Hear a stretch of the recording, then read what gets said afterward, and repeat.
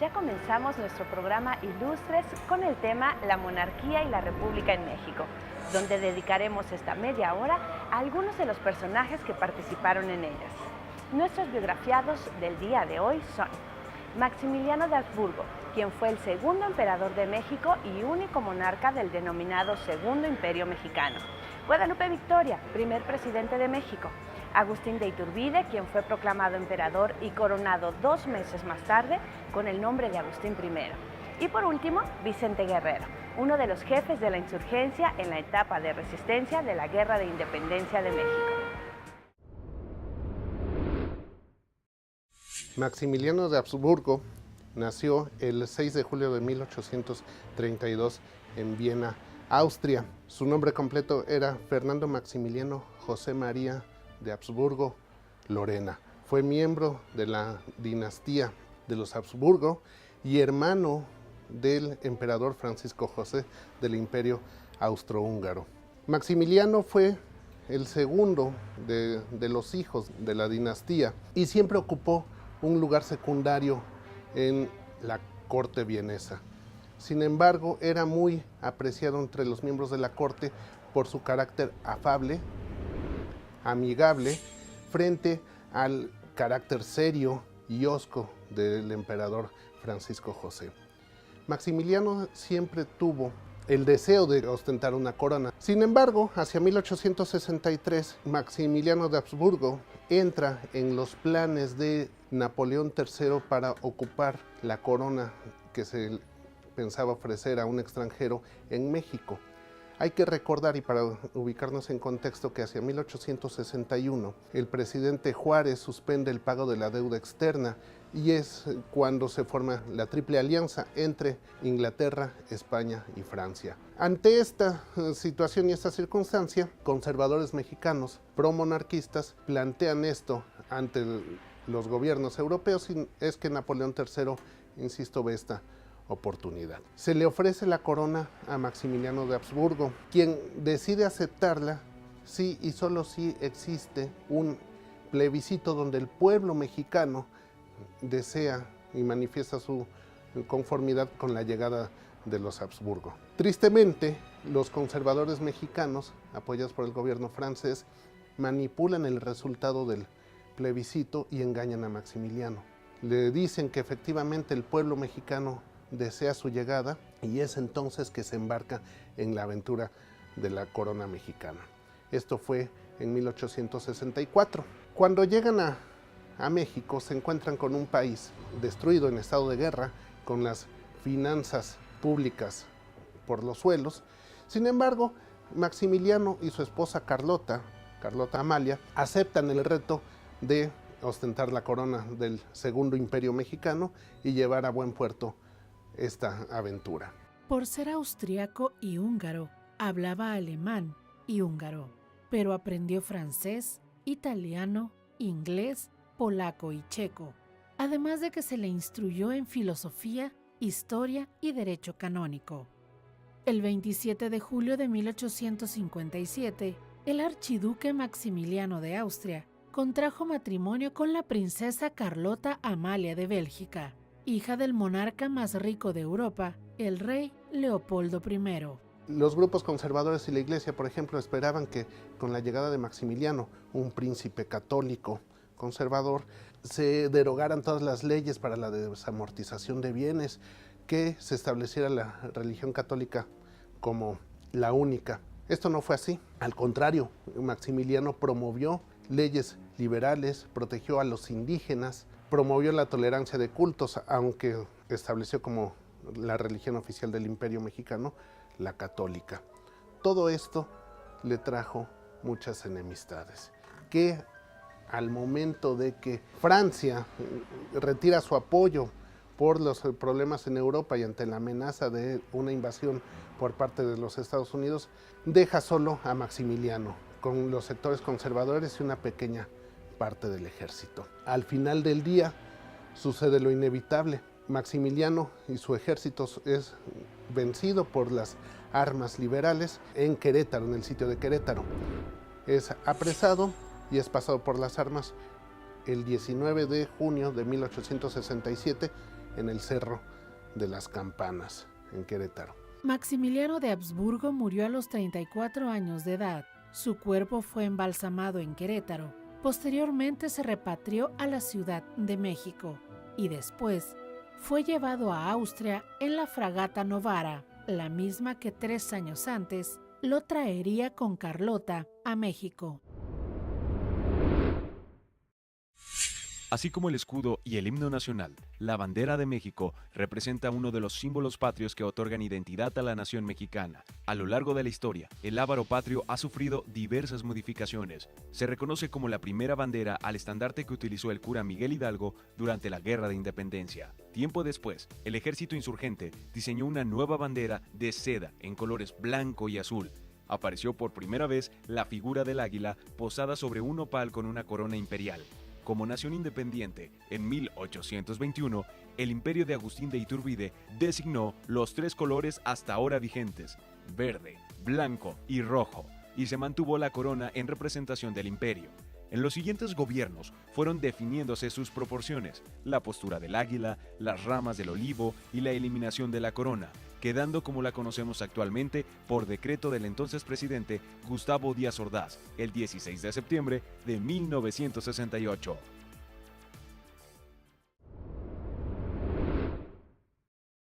José Miguel Ramón Adauto Fernández y Félix, mejor conocido como Guadalupe Victoria, nació en Tamazula el 29 de septiembre de 1786. Guadalupe Victoria nace en aquella región del norte del país y a muy corta edad queda huérfano, son 5 hermanos y su tío se hace cargo de las tareas de arroparlos y darles formación. En el caso de José Miguel, él se ve en la necesidad inminente de viajar a la ciudad de Durango, necesita conocer nuevos escenarios, desea prepararse y llega a Durango y ahí encuentra entre varias vicisitudes el apoyo de uno de los hombres importantes de Durango que lo traslada a la Ciudad de México. Continúa estudios e incluso estudia en San Ildefonso y ahí está próximo a graduarse de abogado. Para entonces la revolución de insurgencia ha comenzado y él se acerca con esas ideas revolucionarias al general José María Morelos y Pavón. Con Morelos se incorpora en Cuautla y en Cuautla va a iniciar una tarea importante en materia de guerra, en materia de revolución. Esa revolución que va a ser tan trascendente en la lucha insurgente y que poco a poco le va a ir dando a él la formación para participar en batallas, en guerras y que obtenga reconocimientos. Durante un tiempo el general Morelos lo traslada a la región de Veracruz, concretamente en Huatusco le da el nombramiento de coronel y con ese nombramiento asume funciones de jefe que se va a extender como el jefe de la insurgencia en el territorio veracruzano. Va a ser Veracruz el territorio donde él va a desempeñar toda la actividad de insurgente defendiendo los intereses de la anhelada libertad. Toma como punto de defensa el Puente del Rey, conocido hoy como Puente Nacional, y a partir de ahí va a generar una serie de pertrechos y de guerrillas que van a impedir el tráfico, desde luego, de comercio y también el tráfico relacionado con armamento que viene de Europa, que llega a Veracruz y que va a la capital del virreinato. Esto irrumpe durante muchos periodos que son verdaderamente dolores de cabeza para el virrey y las fuerzas imperiales que pretenden mantener el dominio español en México. Combate y abre un punto de lucha en Boquilla de Piedra como un puerto en el cual hay alternativa para que lleguen insurgentes de otras regiones que vienen a sumarse a la lucha. Es el personaje central de la insurgencia veracruzana que para 1821, ya con la consumación de la independencia, con el acuerdo de Vicente Guerrero y Agustín de Iturbide, logran conformar un equipo de trabajo en torno al cual Agustín de Iturbide se convierte en el monarca. Esto aleja a algunos de los actores de la insurgencia y meses después, de nueva cuenta, son convocados para participar en la proclamación y en el reconocimiento al acta de independencia, a los derechos constitucionales por los que habían luchado, y en ese contexto se desconoce al emperador y resulta que se forma la primera República Mexicana, y ya su mando está Guadalupe Victoria como el hombre importante, el primer presidente que va a establecer algunas mecánicas importantes, va a expulsar a los españoles, que trae algunas consecuencias en el comercio, pero también firma un segundo decreto de abolición de la esclavitud que fue tan necesario para ese momento, y desde luego ir tratando de darle forma económica al nuevo país que estaba naciendo. Él formaba parte de los liberales yorquinos y bueno, tiene varias confrontaciones con los grupos que finalmente dan a término con su gobierno, y del cual se retira dejándolo en manos de Vicente Guerrero como segundo presidente de la República, y él se dedica a tareas de otro carácter. Es senador por Durango, por Veracruz, desempeña incluso cargo de gobernador de Puebla, y posteriormente se dedica a labores personales en la región del Jobo, donde tenía en la tierra caliente veracruzana un rancho en el que permaneció mucho tiempo hasta que decidió finalmente instalarse en el lugar que para él era emblemático, la fortaleza de San Carlos en Perote, donde él fundó el colegio militar por primera vez, y que ahí para 1843, un 21 de marzo, fallece acompañado de su esposa María Antonia Bretón. En 1863, sus restos fueron trasladados a Puebla y en 1925 se colocaron en el Monumento a la Independencia en la Ciudad de México. La Primera República Federal es un periodo que corresponde a la primera ocasión en que se instauró el régimen federal como forma de gobierno del Estado mexicano. La República fue proclamada el 1 de noviembre de 1823 por el Congreso Constituyente. La República fue establecida formalmente el 4 de octubre de 1824 en la promulgación de la Constitución Federal de los Estados Unidos Mexicanos. La República Federal duró casi 12 años, hasta el establecimiento de la República Centralista el 23 de octubre de 1835.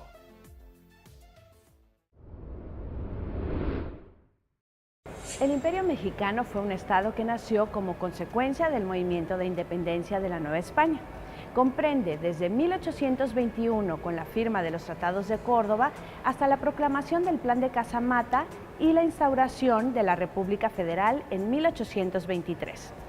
Después de su independencia, México fue la única nación que adoptó un régimen monárquico.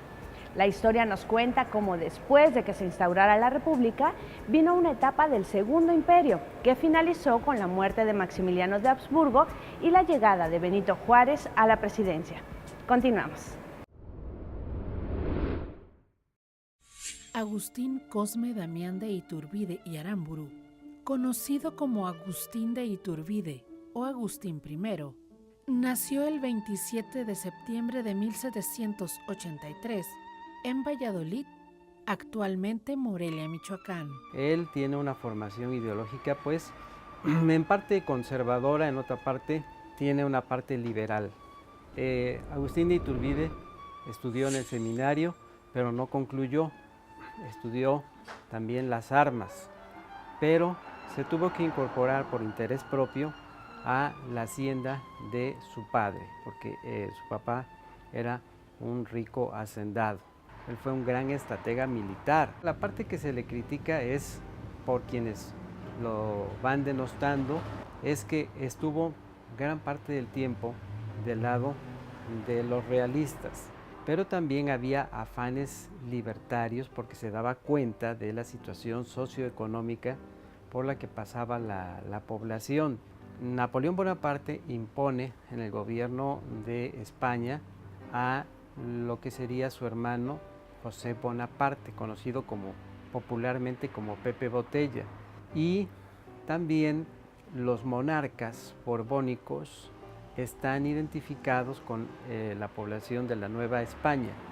Estos monarcas borbónicos, con Fernando VII, van a tener entradas y salidas. Agustín de Iturbide, en ese documento, plasma los afanes libertarios. Decía yo que en un plan conocido como de Iguala, es el autor de eso de la entrada triunfal a la Ciudad de México con el ejército trigarante, la bandera con los colores ya de nuestra bandera nacional, por primera vez se vislumbra, y en el lema de cada estrella, de cada color en el ángulo de la bandera, venía el lema, que era unión, independencia, religión.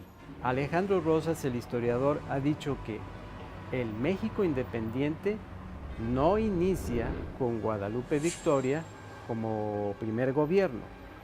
El primer gobierno del México independiente va a ser el de Agustín de Iturbide, una forma de gobierno imperial.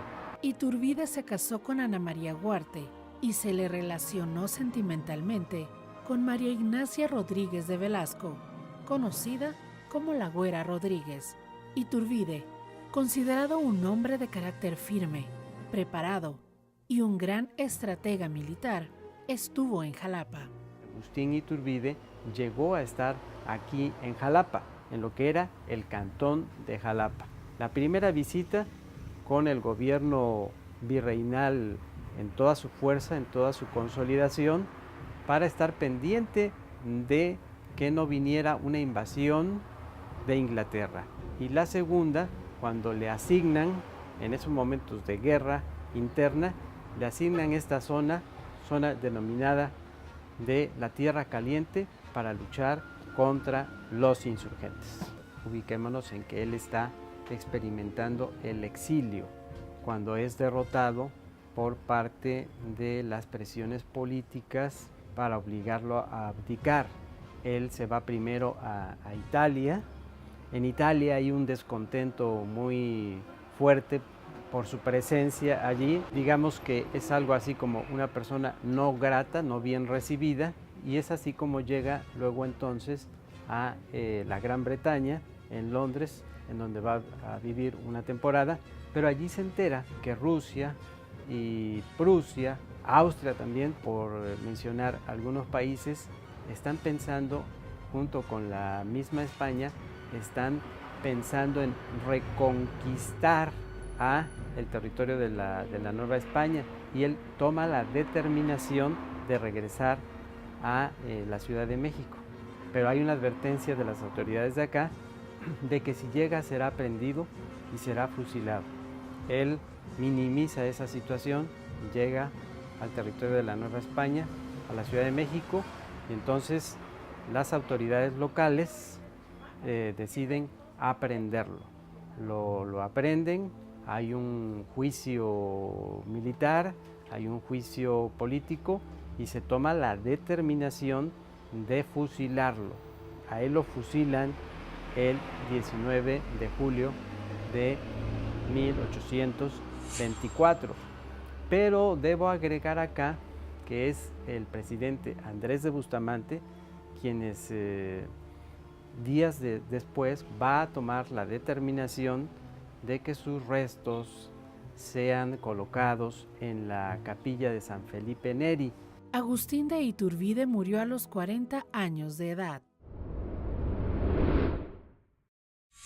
El Imperio Mexicano fue un estado que nació como resultado de la lucha por la independencia de la Nueva España. Comprende desde la firma de los Tratados de Córdoba en 1821 hasta la proclamación del Plan de Casamata, liderado por Antonio López de Santana, y la instauración de la República Federal en 1823. México fue la única nación que adoptó un régimen monárquico después de su independencia de España.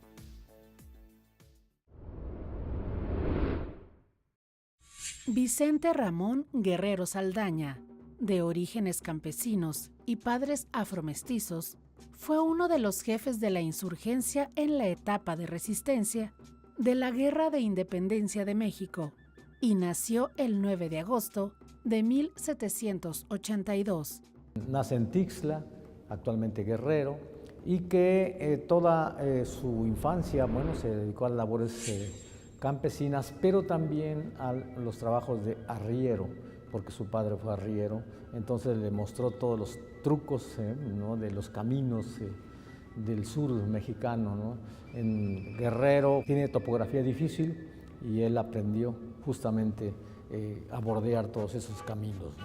Entonces, creo que la trayectoria de don Vicente fue muy cercana a un prócer muy conocido a nosotros, que fue don José María Morelos y Pavón. Desde muy joven se vinculó a estos movimientos pues, de cambio y que lo llevaron fundamentalmente a ser un personaje cercano a Morelos y que además se distinguió por no solo por su gallardía, sino por su inteligencia, por su honestidad y por conocer perfectamente, como decía hace un momento, todas las rutas para llegar a la Ciudad de México. Posteriormente ya lo vemos como parte pues, de los ejércitos insurgentes, ¿no? Y siempre ligado a los movimientos del sur, ¿no? Ahora él se va acercando a la gente que tomaba decisiones en cuestiones